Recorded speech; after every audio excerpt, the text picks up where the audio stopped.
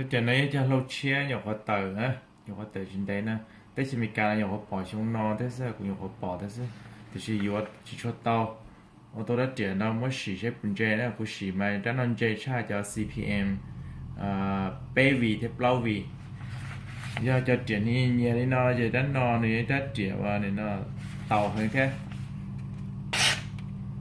tiền chè mà nên sao sửa nên lại đến đó, mà nên sao sửa nên chủ tao nên sao mà sửa nó nên tiền nó họ tu tiền chè đấy, họ giờ tiền nên mà sửa nó mà tiền chè á, đã từ lại tàu á.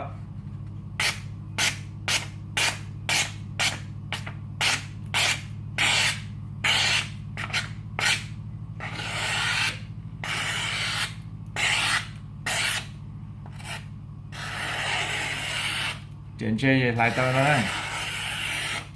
cho lâu nay cho lâu chơi sắp lại lên là cũng chỉ tao bỏ đôi thế là cũng triệt cho tao nào mà thế cũng mới triệt mong vào thì nó